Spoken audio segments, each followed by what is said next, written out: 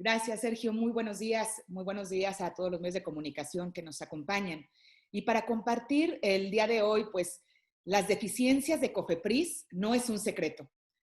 Como tampoco es un secreto que este órgano regulador ha sido víctima del austericidio y de las malas decisiones. Tan solo por poner algunos ejemplos. Primero, con la reducción del 7% del presupuesto tan solo en el primer año de gobierno, es decir, para el 2019, y la reducción del 30% del personal. En los últimos meses nos dimos a la tarea de analizar los órganos reguladores de mayor reconocimiento en el mundo, por ejemplo, el FDA en Estados Unidos, EMA en la Unión Europea, Anvisa en Brasil. Analizamos cómo funcionaban, cómo se conformaban, cómo se organizaban.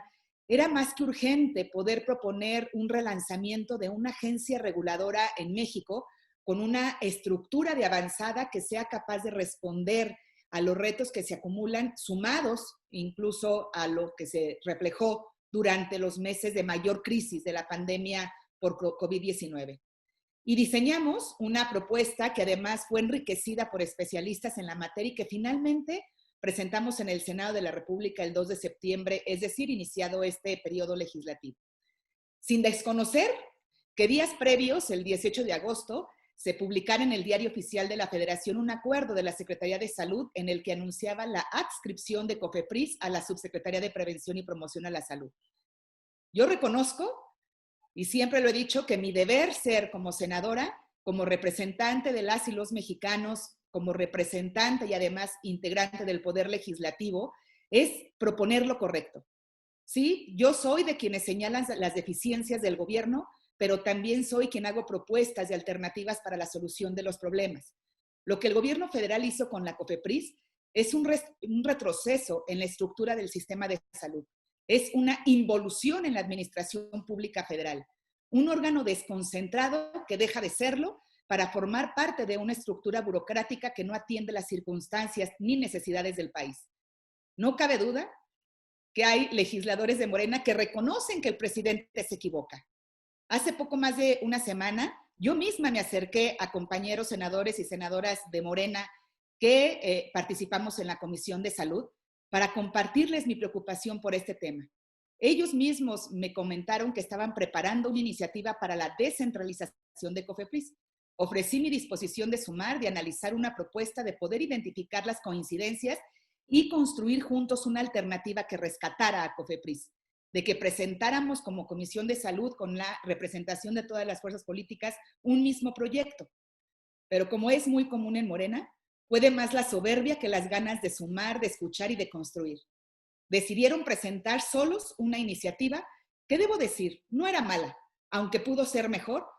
Prácticamente la misma COFEPRIS de antes del 18 de agosto, con la diferencia de ser un órgano desconcentrado a pasarlo a ser un órgano descentralizado. Mi propuesta es visionaria. Es un órgano realmente autónomo, que no dependa de quién está al frente del gobierno, que sea transeccional, que el Senado convoque y que elija a quien debe estar al frente, que sea autosostenible financieramente, que acerque servicios y que modernice procesos. Sin embargo, en la mañanera de ayer, el presidente públicamente descalifica y regaña a los senadores y senadoras de su partido por presentar una iniciativa que se necesita, pero que atenta contra su totalitarismo. Es una muestra más del autoritarismo en su gobierno. Ahora a la lista de descalificados por López Obrador se suman legisladoras y legisladores de su propio partido. Lo sucedido ayer debiera ser una alerta más para México. Las características de las reacciones del presidente son de un dictador, del que no permite que opinen diferente, y no me refiero a los que él llama adversarios. Tampoco permite que los de su propia casa puedan proponer. Cuidado, cuidado México, porque la dictadura cada día se consuma. Hasta aquí mi comentario, Sergio. Muchas gracias, senadora. Tenemos 3 preguntas anotadas. La primera es, dice Silvia Arellano. Silvia, ¿estás conectada? ¿Quieres hacerla tú o la hago yo? La hago yo, senadora. ¿Cómo defender la permanencia de los fideicomisos? Si de acuerdo... adelante, Silvia. Bueno. La hago yo, senadora. ¿Cómo defender la permanencia de los fideicomisos si, de acuerdo con la información oficial de la Auditoría Superior de la Federación, en los sexenios de Felipe Calderón y Enrique Peña Nieto, se detectaron irregularidades en el manejo de distintos fondos, entre ellos el Fonden, con observaciones por subsanar que superan los 32,000 millones de pesos? A ver, Silvia, muy buenos días. Siempre lo hemos dicho en Acción Nacional. Nosotros no defendemos ni vamos a proteger si hubo irregularidades. Para eso hay dependencias en la administración pública y hay un marco jurídico. Tanto la Auditoría Superior de la Federación, la Función Pública, y si la Auditoría Superior de la Federación encuentra irregularidades, tiene también los procedimientos para proceder en determinado momento. Nosotros defendemos los fideicomisos porque además hay que entender cuál es su naturaleza. Y la naturaleza es precisamente, estos son fondos para que se puedan atender las contingencias y específicamente el del Fonden, donde, además, dicho sea de paso, pues cuando se declara una zona en desastre, se activa el Fonden y hay reglas de operación. Entonces, no defendemos ni vamos a solapar irregularidades ni corrupción. Para eso existen las leyes, para eso existe la normatividad y lo que nosotros defendemos es el buen manejo de los fondos. Si consideran que hay mal manejo, que se corrija, pero que no desaparezcan. Muchas gracias, senadora. Félix Muñiz, estás conectado. Tienes la palabra, por favor. Sí, muy buenos días, senadora, buenos días a todos. Preguntarle primero en respecto a la COFEPRIS. El presidente dice que pues, les hace una advertencia precisamente a sus senadores y legisladores de Morena, porque dice que si le meten mano a COFEPRIS, así inicia la corrupción. Es decir, bueno, pues ya ahí les dejo una advertencia. En otros temas, senadora, ¿qué sabes de la consulta y el dictamen que se está haciendo para la convocatoria a la consulta para enjuiciar a los expresidentes? Si ya se aprobó, si ya la van a mandar a la Cámara de Diputados. ¿En qué proceso va esa iniciativa? Y también parece ser que van a hacer ahí mismo lo de la consulta al salario básico universal. En dado caso, se tendrían que hacer tanto esta como el salario básico universal en el mismo día para que se vote. Y también yo una duda que tengo, ¿los fideicomisos se podrían llevar a una controversia constitucional? Muchas gracias, senadora. Gracias. A ver, respecto al primer tema que tiene que ver con COFEPRIS y la advertencia que el presidente lanzó el día de ayer. Pues primero, como siempre, el presidente acusa corrupción sin proceder y sin denunciar y sin dar nombres. Segundo, hay que considerar que la COFEPRIS regula el 9% del PIB en México. Tiene que ver con medicamentos, tiene que ver con fertilizantes, tiene que ver con cosméticos, tiene que ver con alimentos, tiene que ver con muchas áreas, con insumos médicos. Es decir, es una responsabilidad y lo que COFEPRIS regula no es menor. Segundo, precisamente por eso yo propuse la autonomía de la COFEPRIS. Porque y cuando vemos los órganos en otros países, pues operan totalmente diferentes. Y por eso es que propusimos que es muy similar a la Unión Europea, que es totalmente autónomo, que se elige el titular por el Senado, que es por 4 años y puede ser reelecto una sola vez. Esto cruza las fronteras de una elección, cruza la frontera de quién está al frente del gobierno para que realmente pueda ser un órgano regulador fuerte y que no dependa de los caprichos de quien esté al frente del gobierno. Entonces, pues el presidente es dado a descalificar y la verdad es que yo creo que se puede rescatar y se debe rescatar a la COFEPRIS. También ayer vi una nota donde el coordinador de Morena decía que desde el lunes, incluso antes de que el presidente lo dijera, ya habían platicado al interior de su grupo, iban a retirar la iniciativa. A ver, la verdad es que eso es totalmente falso.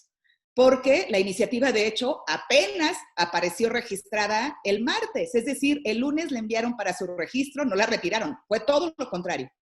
se envía para el registro, el martes aparece en la Gaceta Parlamentaria, es la 128, el miércoles aparece en el 107, es decir, como se van luego ya turnando a comisión. Entonces, pues no es una iniciativa que hubieran retirado. Esa iniciativa, es más, probablemente hasta el día de hoy siga apareciendo en la Gaceta. Era la intención y además así me lo manifestaron de manera personal, lo cual, insisto, es una iniciativa. Digo, la diferencia es que de ser desconcentrado pasa a ser descentralizado. Yo iba mucho más allá a ser un órgano autónomo realmente. Respecto a las otras preguntas, Félix, que me hacías era COFEPRIS, lo de la consulta. La consulta se aprobó, recordemos que se aprobó en el Senado por Morena y sus aliados prácticamente, y que fueron, pues además, apenitas, debo decirlo. Si mal no recuerdo, 64 votos. Entonces, apenitas aprobaron esa encuesta, 49 votos en contra. Pasa ese dictamen a la Cámara de Diputados. Y falta todavía el proceso en Cámara de Diputados para que entonces se pueda enviar al INE y se pueda realizar la primera semana de agosto como lo establece la propia ley. No creo que se puedan juntar dos consultas porque además los procesos son diferentes.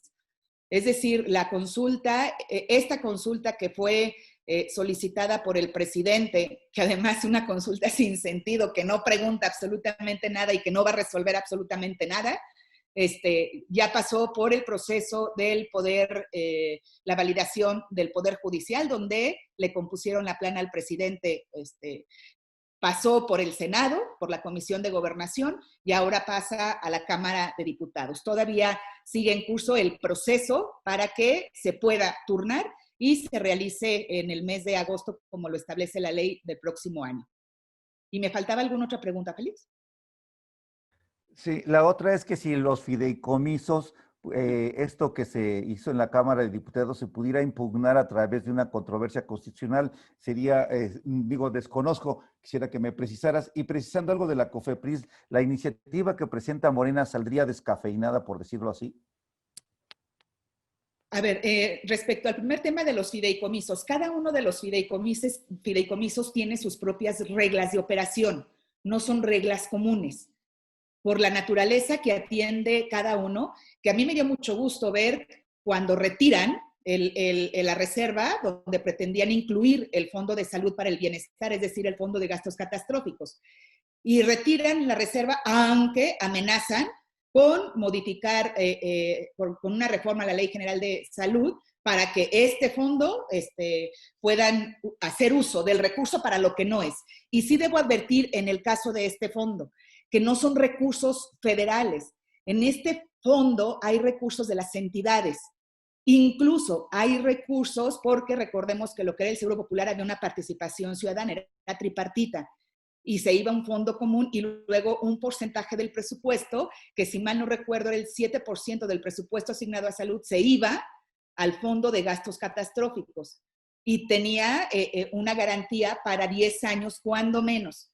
Y que en este fondo hay mucha turbulencia en los mensajes que ha enviado el presidente y que nosotros lo advertimos. Y nada más lo quiero mencionar. Cuando se aprobó por Morena el INSABI y desaparece en el Seguro Popular, en un transitorio mencionaba deberán de transferirse 40,000 millones de pesos para el INSABI.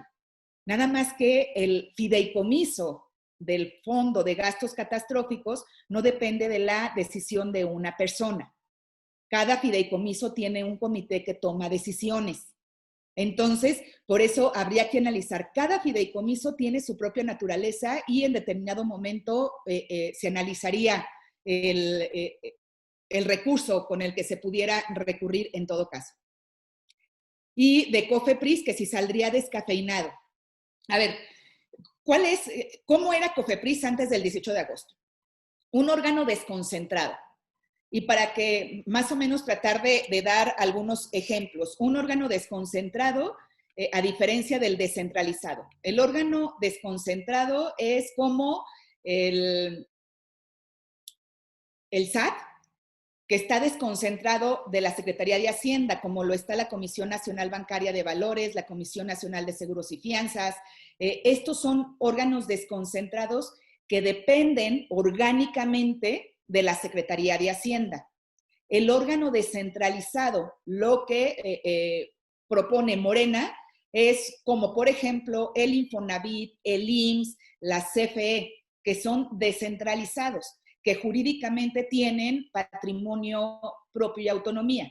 Un órgano autónomo es quien no tiene, digamos, ninguna subordinación, que es totalmente autónomo, como lo es el INEGI, como lo es el INE, como lo es el Banco de México. Es decir, son las diferencias en las tres figuras de desconcentrado, descentralizado y autónomo. COFEPRIS era desconcentrado. Orgánicamente dependía de la Secretaría de Salud, no de la subsecretaría, sino del sistema de salud. El descentralizado sería, digamos, con un patrimonio con cierta autonomía, no total autonomía. Entonces, esa es la diferencia. Lo que Morena propone es que pasara a ser descentralizado. Entonces, pues si la van a retirar es una lástima, porque yo sí estoy convencida que COFEPRIS se debe de rescatar y que se debe de profesionalizar. Ha sido un retroceso impresionante en esta administración con este órgano regulador. Muchas gracias, senadora. Finalmente tenemos a Mayolo López, que nos pregunta si la bancada está de acuerdo en conceder la autonomía a COFEPRIS. A ver, pues si yo misma propuse la iniciativa, o sea, pensando en cómo fortalecer, y les voy a poner algunos ejemplos de lo que se da durante la pandemia, cuando hubieron varias instituciones educativas, empresas que empezaron a desarrollar ventiladores, pero que había que irse validando cada una de las fases. El problema era COFEPRIS. Cuando industrias se querían reconvertir para poder producir los insumos que se ocupaban, el problema era COFEPRIS. Es decir, todo topaba con COFEPRIS. Si había el desabasto de algún medicamento, es que COFEPRIS lo tenía guardado porque todavía no lo validaba. Fueron varias áreas y muchos los problemas en donde el cuello de botella, donde se atoraba absolutamente todos los procesos, se llamaba COFEPRIS. Incluso cuando llamamos al doctor Novelo al grupo de trabajo de seguimiento al COVID, cuando nos reuníamos, porque la verdad es que fueron muy pocas las ocasiones y le mandamos un oficio para que pudiera acudir y tratar de ver en dónde estaba el problema, por qué se atoraban los procesos ahí, pues simplemente el doctor Novelo nos respondió que no tenía tiempo. Entonces, ¿qué es lo que le apostamos? Y por supuesto, en Acción Nacional queremos la autonomía de COFEPRIS, queremos un órgano regulador que esté a la altura de lo que merecemos los mexicanos, queremos un órgano regulador que se profesionalice, que avance, que vuelva a ser ejemplo, porque hay que decirlo, en años anteriores fue toda una evolución de COFEPRIS y el reconocimiento de la OMS, de otros órganos. Ahora, como lo digo, pues la COFEPRIS y este gobierno va en involución, no en evolución. Originalmente el acuerdo era que la comparecencia sería junto el subsecretario López-Gatell y COFEPRIS. Otro día sería INSABI y otro día sería IMSS-ISSSTE. Y de repente desaparecieron a COFEPRIS de la comparecencia y solo será el subsecretario. El lunes nos estaremos viendo en el Senado. Muchas gracias, que tengan buen día.